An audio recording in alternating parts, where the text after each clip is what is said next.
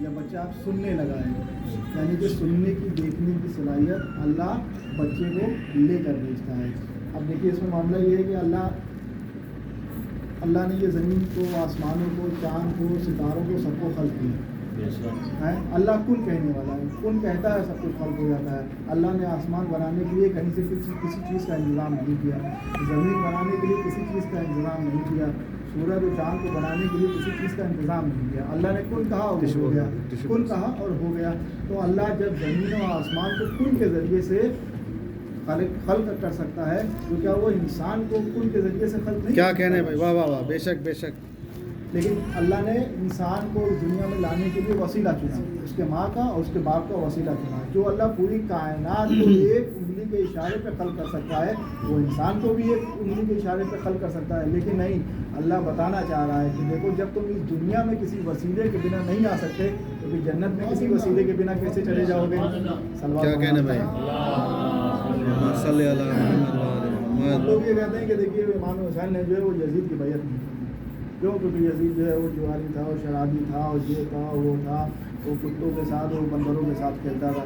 بھائی ہر آدمی اپنے رشتہ داروں کے بیچ میں رہنا چاہتا ہے، اس میں کوئی مسئلہ ہی نہیں ہے۔ لیکن امام کا معاملہ دیکھیے، اب کیا امام حسین نے صرف اور یزید کی بیعت اس لیے نہیں کی تھی کہ وہ شراب پیتا تھا، جوا کھیلتا تھا، یا کتوں کے ساتھ اور بندروں کے ساتھ رہتا تھا؟ نہیں، یہ وجہ نہیں تھی۔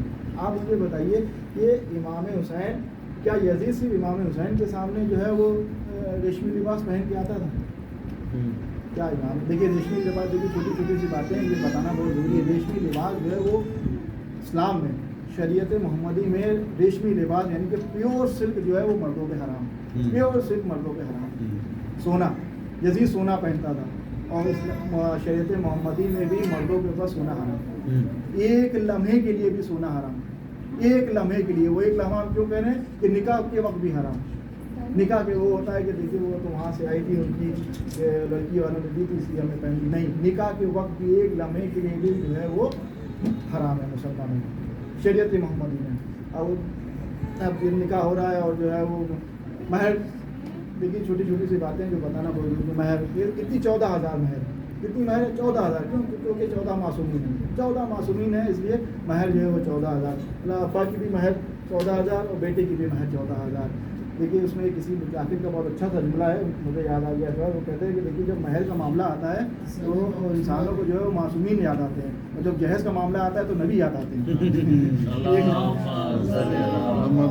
تعداد یاد آتی ہے 1,24,000، اور مہر کے معاملے میں خالی معصومین یاد آتے ہیں۔ تو اب یزید جو ہے وہ ریشمی لباس پہنتا تھا اور سونا پہنتا تھا اور شراب پیتا تھا اور یہ کرتا تھا اور وہ کرتا تھا وہ کرتا تھا، کیا صرف ایک یہی وجہ تھی کہ یہ امام حسین نے یزید کی بیعت نہیں کری؟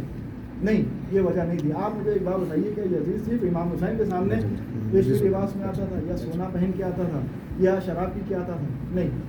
جب آپ یزید کو کچھ لوگ امیر المومنین کہہ رہے ہیں، جب خلیفہ مان رہے ہیں، تو اس کا مطلب ہے کہ یہ وہ ہر جتنے بھی قوم وہاں پہ لوگ تھے سب کے سامنے اسی حال میں رہتا ہوگا، سب کے سامنے شراب پیتا ہوگا، سب کے سامنے سونا پہنتا ہوگا، سب کے سامنے ریشمی لباس پہنتا ہوگا، اور سب لوگ یہ دیکھ رہے ہیں کہ شریعت محمدی میں یہ حرام ہے، اور پھر بھی اس کو امیر المومنین کہہ رہے ہیں، پھر بھی اس کو خلیفہ مان رہے ہیں۔ تو کیوں؟ تو اس سے یہ ثابت ہوتا ہے کہ اس مسند پہ جو یزید بیٹھا تھا تو لوگ اس سے پہلے بھی اسی مجاز کے آدمی کو دیکھنے کے عادی تھے، بے شک بے شک، اسی مجاز پہ پھر دیکھنے کے عادی تھے، اس لیے وہ یزید کو امیر المومنین مان رہے تھے۔ تو کیونکہ امام حسین نے صرف یزید کی وجہ اس لیے نہیں کری تھی کہ وہ یہ تھا وہ تھا۔ کسی نے مولانا اظہر حسن زیدی صاحب سے کسی نے سوال کیا کہ یہ بتائیے کہ اگر امام حسین جو ہے وہ یزید کی بیعت کر لیتے تو کیا چلا جاتا، کیا چلا جاتا؟ بھائی قتل ہونے سے بچ جاتے، نہیں ہوتا۔ تو مولانا اظہر حسن زیدی صاحب نے جواب دیا کہ تمہارا سوال غلط ہے، سوال تو یہ ہونا چاہیے کہ جب امام حسین نے منع کر دیا تو باقی سب نے بیعت کیسے کر لی؟ کیا کہنے بھائی، واہ واہ واہ۔ تو یہ ہے کہ جب امام حسین نے جب منع کر دیا تو باقی سب نے بیعت کیسے کر لی؟ اور اسی طرح سے امام کا ہوگا، امام جو ہے وہ شیخ مفید سے کسی نے سوال کیا، شیخ مفید سے، کہ یہ بتائیے کہ آپ جو ہے وہ ان کو خلیفہ یا امام کیوں نہیں مانتے ہیں؟ مولا کہنا تو دربار میں جاتے تھے اور فیصلے کرتے تھے اور یہ کرتے تھے وہ کرتے تھے، 70 بار انہیں نے کہا کہ اگر علی نہ ہوتے تو ہم ہلاک ہو گئے ہوتے، 70 بار کہا کہ لولا علی، اگر علی نہ ہوتے تو ہم ہلاک ہو گئے ہوتے۔ مولا کہنا دربار میں جاتے تھے फैसले भी करते थे। तो किसी ने उनसे पूछा शेख मुफीद से कि ये बताइए कि जो है आप उनको क्यों इमाम नहीं मानते या आप उनको खलीफा क्यों नहीं मानते? मौला कायनात तो जाते थे दरबार में फैसला करने के लिए। तो शेख मुफीद ने कहा कि तुम्हारा सवाल तो ये होना चाहिए कि जब वो अपने आप को इमाम मानते थे तो उन्हीं ने अली को अपने दरबार में फैसला करने क्यों दिया? जब वो अपने आप को इमाम मान रहे हैं तो भी अली से बुला के फैसला क्यों कर रहे हैं? तो इससे साबित ये होता है कि वो मसनद में तो बैठ गए थे लेकिन उनके पास वो इल्म नहीं था, सलाहियत नहीं थी कि वो इमाम या खलीफा बन सके। तो उसके बाद उसने एक सवाल किया कि ये बताइए कि मौला कायनात में इसके बारे में कहा जाता है कि अली ने उनके पीछे नमाज़ पढ़ ली, उनके पीछे नमाज़ पढ़ ली, उनके पीछे नमाज़ पढ़ ली। तो शेख मुफीद में किसी ने कहा कि अली ने तो उनके पीछे नमाज़ पढ़ी थी, इस पर आपकी क्या जवाब है? तो आप शेख मुफीद तो खैर बहुत बड़े आलिम थे, वो चाहते तो उस रवायत की धज्जियाँ उड़ा देते, लेकिन उन्होंने कहा कि देखा पढ़ ली होगी। उनका जवाब ये था, जिससे सवाल किया उसने कहा कि मौला अली ने तो उनके पीछे नमाज़ पढ़ी। तो शेख मुफीद ने कहा ठीक है पढ़ ली होगी। अब वो जिसने सवाल पूछा वो हैरत में आ गया, नहीं कि इससे आपके अक़ीदे पर कोई असर नहीं पड़ता। नहीं, इससे हमारे अक़ीदे पर कोई असर नहीं पड़ता। लेकिन कैसे असर नहीं पड़ता? तो शेख मुफीद ने जवाब दिया कि देखिए हम अली को इमाम मानते हैं, हम अली को इमाम मानते हैं और हम ये मानते हैं कि जहाँ से हमारा इमाम खड़ा हो जाता है जमात उसके पीछे से खड़ी होती है। क्या बात है। और जब इमाम कोई जब मस्जिद में नमाज पढ़ाने खड़ा होता है तो उसके आगे दीवार या खंबा होता है। तो जो अली के सामने खड़ा है हमारी नज़र में उसकी हैसियत किसी दीवार और खंबे से ज़्यादा नहीं है।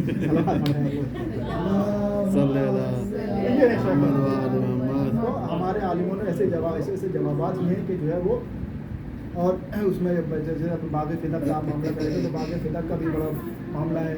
तो इंशाल्लाह किसी दिन मौका मिलेगा तो फिदक भी आप लोग के सामने पढ़ेंगे। उसका पूरा मतलब मौला कायनात ने जो वकालत करी है बीबी फातिमा ज़हरा की फदक के मामले में, वो पूरी सिलसिलावार है कि पूरी जो वकालत करी है। तो इंशाल्लाह मौला कायनात के जवाब आप लोग को सुनाऊंगा मैं। तो देखिए ये होता है इमाम। तो इसीलिए इमाम हुसैन ने जो है वो 28 रजब को मदीना छोड़ा। इमाम हुसैन ने 28 रजब को मदीना छोड़ा और मदीना छोड़ते टाइम जो है वो एक फहरिस्त बनी कि अली असगर साथ जाएंगे, अली अकबर साथ जाएंगे, अब्बास साथ जाएंगे, उम्मे कुलसूम साथ जाएंगी, ज़ैनब साथ जाएंगे, कासिम साथ जाएंगे और मोहम्मद साथ जाएंगे। एक 6 साल की बच्ची है, एक 6 साल की बच्ची है जिसको इमाम हुसैन ले जाना नहीं चाह रहे हैं। वो बच्ची बार बार आती है, कहती है कि बाबा आप सबको लेके जा रहे हैं, आप मुझे लेके क्यों नहीं जा रहे हैं? आप सबको लेके जा रहे हैं, मुझे लेके क्यों नहीं जा रहे? वो 6 साल की बच्ची जनाब सुगरा, 6 साल की बच्ची जनाब सुगरा, वो 6 साल की बच्ची पहले अपनी फूफी ज़ैनब के पास जाती है कि फूफी ज़ैनब आप बाबा से मेरी सिफारिश कर दीजिए, आप बाबा से मेरी सिफारिश कर दिए कि मुझे भी लेके जाएँ। तो शहज़ादी ज़ैनब जो है वो इमाम हुसैन के पास आती हैं और कहती हैं कि बाबा जब आप सबको लेके जा रहे हैं, जब आप सबको लेके जा रहे हैं तो सुगरा को ले जाने में क्या हर्ज है? तो इमाम हुसैन कहते हैं कि बहन ज़ैनब जो मैं जानता हूँ वो तुम नहीं जानती और जो मैं देख रहा हूँ वो तुम नहीं देख रही है। कि तो शहज़ादी ज़ैनब पूछती है कि भैया आप वजह तो बताइए कि वजह क्या है? तो इमाम हुसैन कहते हैं कि ये जो मेरी 6 साल की बेटी है इसकी शक्ल मेरी अम्मा फातिमा ज़हरा से बहुत मिलती है और मैं जो देख रहा हूँ करबला में होने वाला है वो तुम नहीं देख रही हो। तो मैं ये नहीं चाहता कि मेरी अम्मा की शबीह जो है वो बेमखना वो चादर शाम के दरबार में खड़ी हो जाए। खैर वो काफ़िला निकलने के बाद जो है वो सफ़र तय करता करता जो है वो 4 शाबान को मक्के पहुँचा, 4 शाबान को मक्के पहुँचा और 8 ज़िलहिज्जा को बल्कि 9 ज़िलहिज्जा को इमाम हुसैन ने जो है हज को उम्रे से तब्दील किया और करबला पहुँचे। क्योंकि वो 9 ज़िलहिज्जा को इमाम हुसैन ने देखा कि कुछ हाजियों के बेस में कुछ लोग हैं जो तलवारें छुपाए हुए हैं और वो मुझे यहीं पे कत्ल करना चाहते हैं। तो इमाम हुसैन नहीं चाहते थे कि जहाँ पर मौला कायनात या उनके बाबा की विलादत हुई है वहाँ खून से रंगा जाए। इसलिए इमाम हुसैन ने उसको हिजरत करी और वहाँ से 9 ज़िलहिज्जा को निकल कर 2 मुहर्रम को करबला पहुँचे।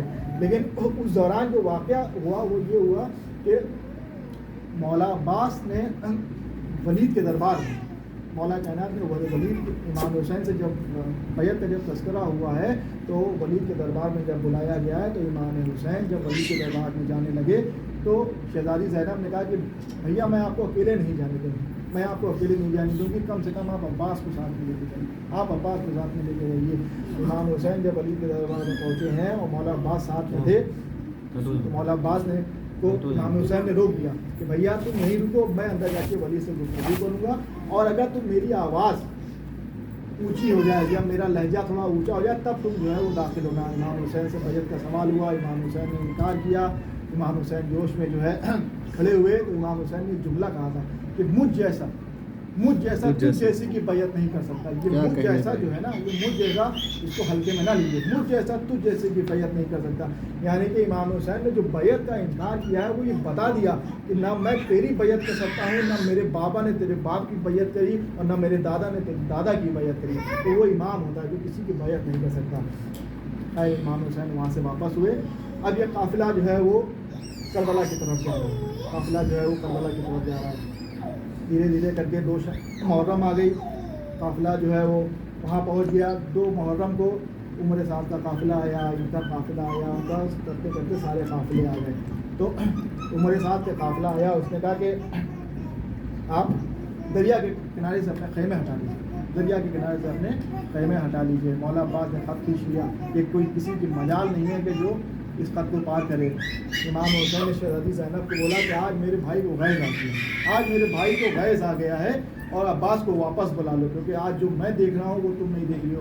شہزادی زینب نے فضا کو بھیجا، مولا عباس کو واپس بلایا. چاہنے والے بھائی کی انگلیوں میں، بالوں کی پوروں میں اپنی انگلیاں ڈالی اور کہا بھیا عباس، بھیا عباس. میں نے سنا مجھے غصہ آ گیا کہ ہاں بہن، ہاں شہزادی، یہ لوگ چاہتے ہیں کہ میں خیمے جو ہے وہ دریا کے کنارے سے ہٹا لوں. تو شہزادی زینب نے کہا کہ بھیا جب تم موجود ہو تو کس بات کی فکر ہے کہ دریا کے کنارے خیمے لگیں یا دور لگیں، تم تو پانی لے آؤ گے. مولا عباس نے حسد بھری نگاہوں سے شہزادی زینب کو دیکھا. کہا کہ شہزادی میں آپ کی جو ہے خواہش سمجھ گیا، آپ کیا کہنا چاہتی ہیں میں سمجھ گیا، لیکن یہ بتائیے کہ پھر عباس کی زندگی کا فائدہ کیا ہے.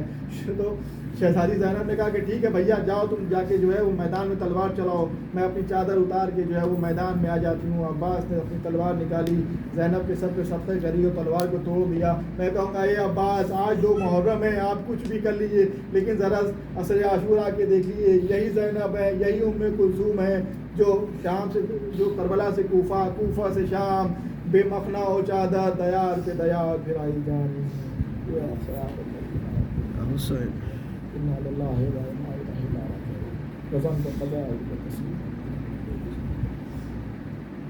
جو پالنے والے ہماری چھوٹی سی عبادت قبول فرما. اے پالنے والے ہمارے بچوں کو زندہ اور سلامت رکھ. اے پالنے والے جو مقروض ہیں ان کو قرض ادا ہو جائیں. اے پالنے والے جو بے اولاد ہیں ان کو اولاد عطا ہو. اے پالنے والے جو بچے سال امتحانات میں ہیں ان کو کامیابی حاصل کر. ہمارے امام زمانہ کی جو علم تعبیر فرما اور ہم کے انصاف صلی اللہ علیہ وسلم. اللہم صلی علی محمد و آل محمد.